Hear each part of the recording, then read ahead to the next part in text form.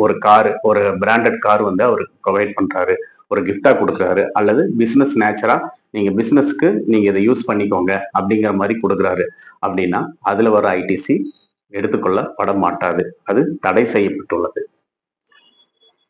இதுதான். அதாவது பிசினஸ் நேச்சரா இருந்தாலுமே, இப்ப சப்போஸ் அவரு பிசினஸ்க்கு வேண்டி தான் எல்லாம் பண்ணாரு.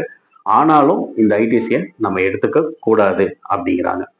அப்ப எப்பல்லாம் நம்ம இந்த ஐடிசி எடுத்துக்க முடியும் அப்படின்னு பார்த்தீங்கன்னா, 13 கெப்பாசிட்டி மேல இருக்கிற வாகனங்களுக்கு தாராளமா எடுத்துக்கொள்ளலாம். எப்படின்னு பார்த்தீங்கன்னா, 14 அதாவது 13, 13 மேல 14 மேல இருக்கிற எல்லா வெஹிக்கிளுமே அ கண்டிப்பா ஒரு எம்ப்ளாயிக்கு வேண்டி ப்ரொவைட் பண்ற மாதிரி இருக்கும்.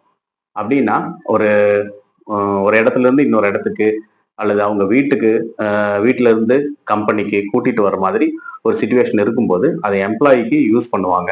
அது அப்படி இருக்கும்போது, அந்த அப்போ 14க்கு மேல வர்ற வாகனங்கள் மிகவும் கனரக வாகனங்கள். அதாவது ஒரு சீட்டிங் கெப்பாசிட்டி அதிகமா இருக்கும்போது, எம்ப்ளாயீஸ்க்காக யூஸ் பண்ற மாதிரி இருக்கும். எம்ப்ளாயீஸ்க்கு யூஸ் பண்ற மூலமா அந்த புரொடக்ஷன இன்கிரீஸ் பண்ணலாம். வியாபாரம் நல்லா நடக்கும். சேல்ஸ் நல்லா அதிகமாகும். ஆனா, அ பிஃபோர் பிலோ 13 கெப்பாசிட்டி அப்படிங்கும்போது, அவங்களுடைய பர்ப்பஸாவே தான் மேக்ஸிமம் இருக்கக்கூடிய வாய்ப்புகள் இருக்கிறது. ஆனா, பிசினஸ்க்காக வாங்குறேன்னு சொல்லிட்டு, பர்சனலாவும் யூஸ் பண்றதுக்கு அதிக வாய்ப்புகள் வாய்ப்புகள் இருக்கு. அதனாலேயே இதோட ஐடிசிய மேக்ஸிமம் தடை செய்றாங்க. இதுல மோட்டார் வெஹிக்கிள் அப்படின்னு பார்க்கும்போது, கார் பார்த்தோம், வேன் பார்த்தோம், லக்ஸுரி வேன் பார்த்தோம். ஈவன் டூ வீலர் கூடி நம்ம எடுத்துக்க முடியாது. ஆட்டோ கூடி எடுத்துக்க முடியாது.